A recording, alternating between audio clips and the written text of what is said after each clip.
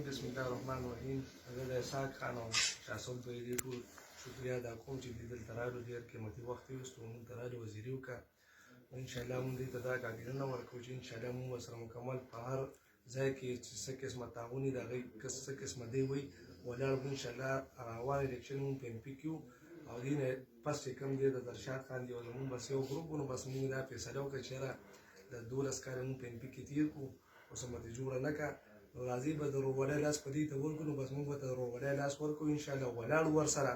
او چې څنګه دی وي هغه شان د ورسره الیکشن کوو، په ننګ پښتو په هر څه کې ورسره ودرېږو او ښه په لاره به ورسره الیکشن کوو. او نن نه پس چې کوم موږ د اسحاق خان او د پرویز خان ملګري شو په پیښې کې انشاءالله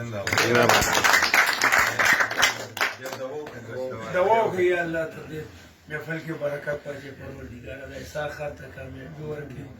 او زموږ د ټولو اتفاق نصیب کړي پروردګاره.